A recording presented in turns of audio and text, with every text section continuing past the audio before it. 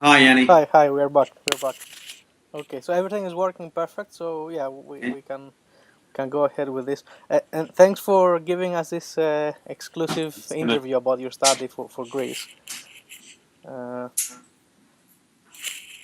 Sorry, I was just getting the light there. okay, so I understand you've been quite busy giving interviews about this study. Yeah. Yeah, that's right. Yeah, I've been, I think, on 4 radio interviews and several interviews for newspapers and so on. So yes, it's been quite busy. Mm-hmm. I mean, it's quite an important study, isn't it? I'm considering how. Uh, I mean, how much actual empirical research there used to be on the topic, and I think uh, you gave an important answer to this with data on this occasion, isn't it? Yeah, well, in fact, it was actually a Greek idea originally, from Aristotle and Plato and people like that, that there was a link between genius and madness.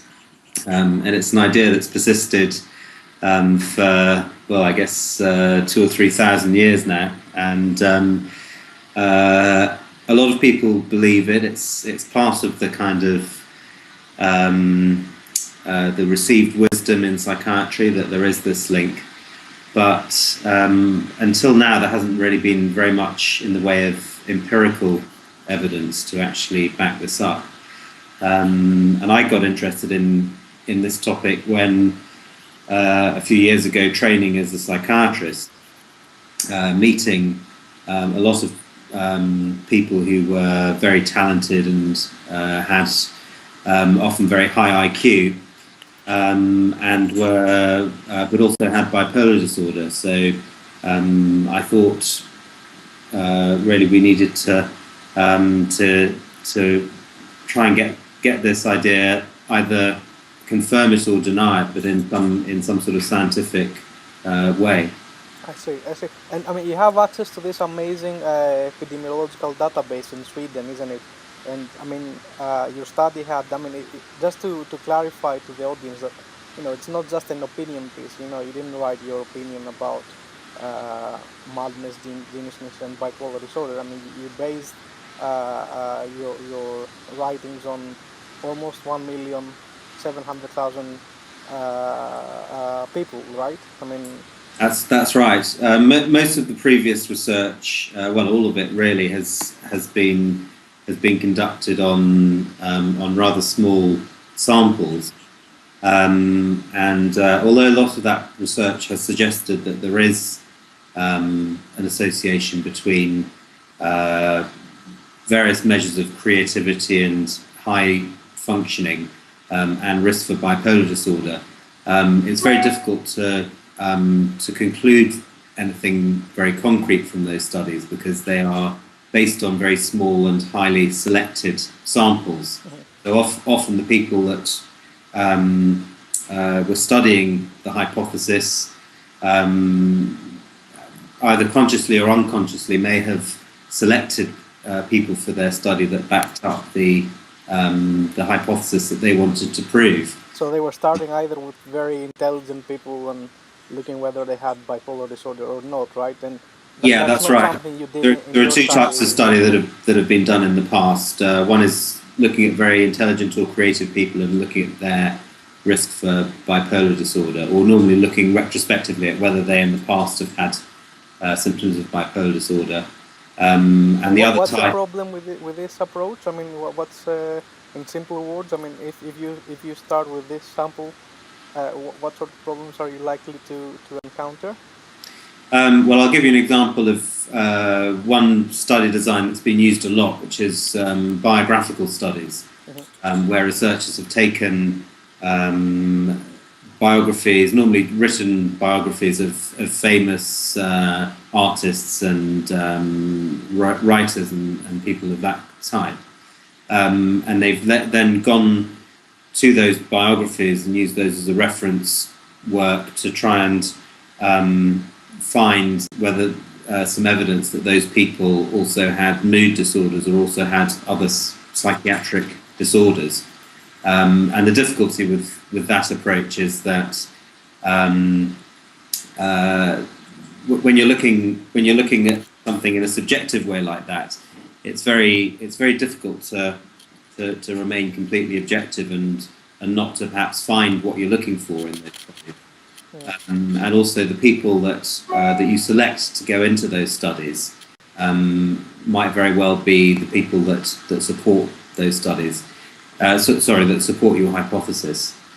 So what we wanted to do was to test this hypothesis in a completely unselected sample, so that we weren't able to influence the outcome of the study by sort of manipulating things. And I'm not suggesting that people in the past have deliberately manipulated their data, but I think they didn't have the means to do it properly. I guess that's the problem, isn't it? That's right. Yeah.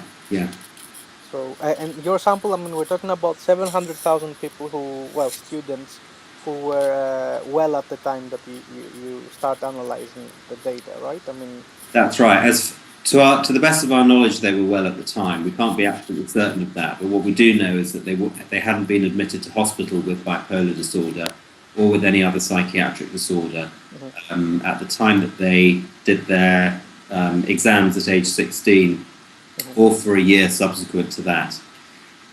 So for that reason, we're pretty confident that they were reasonably well at the time that they did their exams.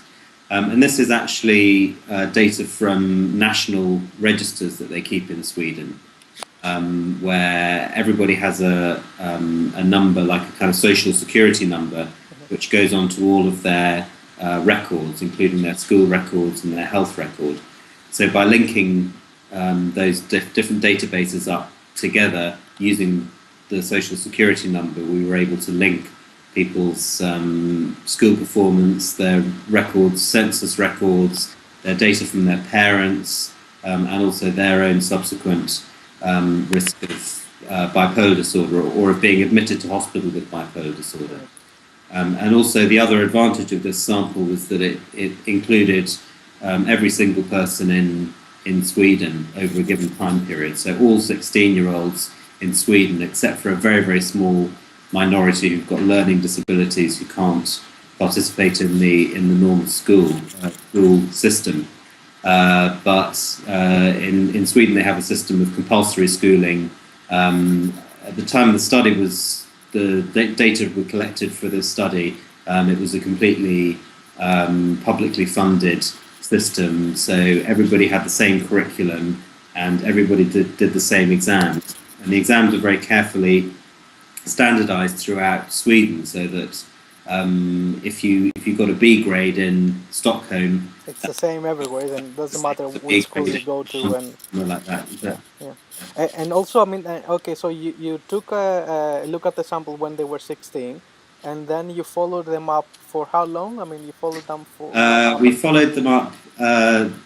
The students were 16 in.